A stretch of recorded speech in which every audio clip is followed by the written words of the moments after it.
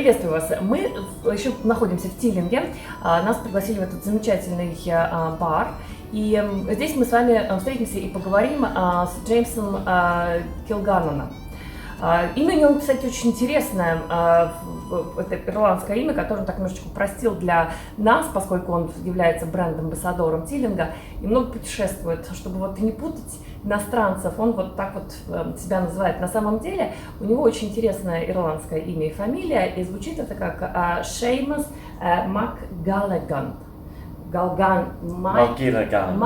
Вот, он лучше всего это скажет. I studied geology in school, so I wanted to travel and kind of work with oil and gas and mapping. I always worked in bars to basically pay my bills and learned about like alcohol, about whiskey, about how to drink gin, and just kind of dealing with people and selling products. So I went and was a professional bartender for a while in Sweden, and then got homesick, of course. So I decided after a while, look, I'll come back home. So I came home and worked with bars, and I got really into the Irish whiskey category. The job came around in Teeling's as bartender, and I went, right, so this is a new startup company. I loved the product. I thought it was extremely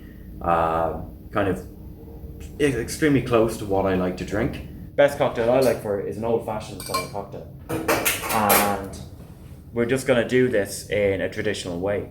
So when you're making old fashions, you basically put honey in there, you put some bitters in there, or sugar and whiskey. You basically round off the whiskey to make it easier to drink. So we can play around to the strengths of the spirits. So what I have, my small batch rum finish.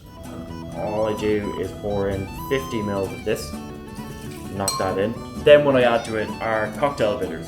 So cocktail bitters are just going to bring out those spices. And then what I'm going to have is honey.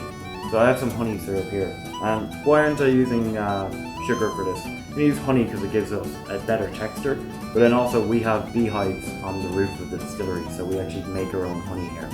So I just put in a little bit of honey in there. So that's an old fashioned. But how do I make a Teeling's?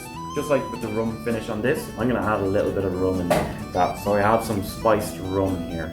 And all that's going to do when you're making cocktails with a good spirit, such as the small batch with the rum finish, throw in some ice. Now this is not, and this is the joy about cocktails. When people think about cocktails, they think of shaking and all the kind of pizzazz and let's get some tips. This is the one of just like, right, let's delicately blend this cocktail together. And then all I do is I strain it in, and you can see it's got an absolutely lovely colour on it. Nice, spicy, warming old-fashioned that. And what we call that is our new market fashioned, because just like we're trying to make a whiskey, an Irish whiskey, paying respects to the past and the traditional style of distillation, but doing it in a new and modern way, that is a traditional style old-fashioned, but done in a new way. Yeah, cinnamon, spicy. Yeah, very spicy. Well, I mean, quite spicy, cinnamony, sweet. Yeah. But very refreshing. Tell us a little bit about the production side of it. You have a great master distiller, Alex Chasko, who comes from America. Yeah. Yeah, and so does he develop any kind of new tastes of in Irish whiskey? What does he bring in?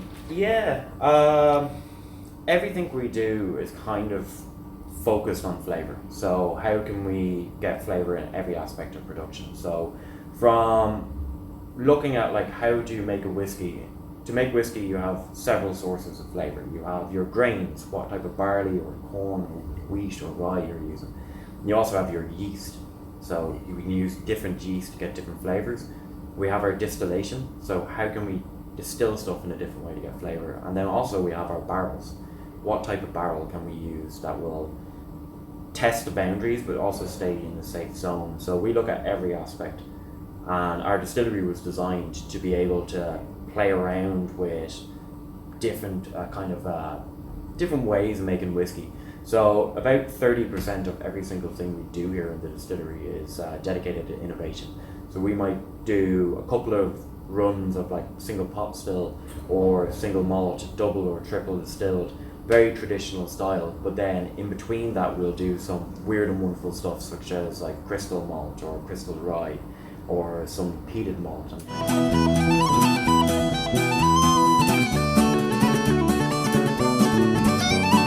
So these are basically some of our more premium whiskies that we have out in the market, and a lot of these are coming from Jack and Stephen's own personal family reserve of whiskey.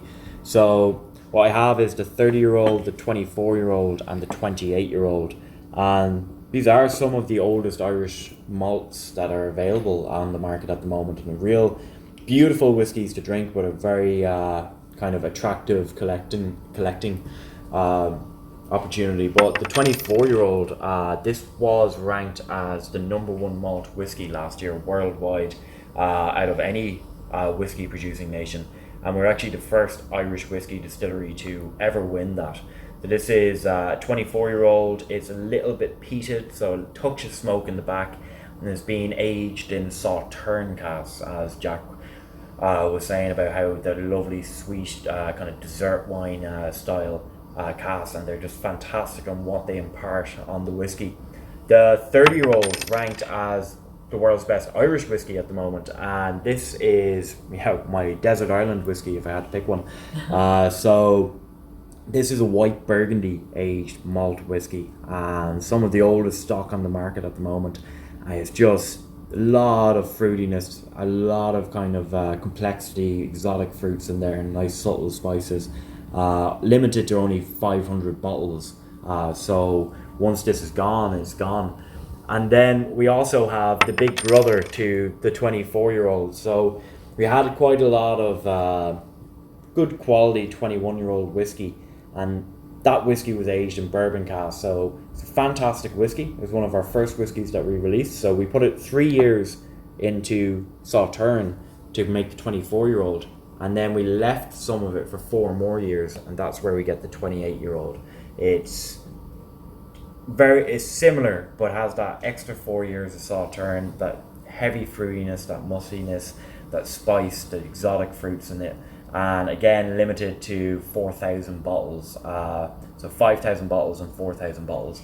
This hasn't won an award yet, simply because it's only been on the market for about a month. Yeah, about a month, 2 months now. So it's not that. For the 30-year-old, I would say it's not the nicest. It's not the nicest whiskey I've drank. It's the nicest thing I've ever drank in my life. Nice thing. It's very light. Very light, but very lively. Very Teeling.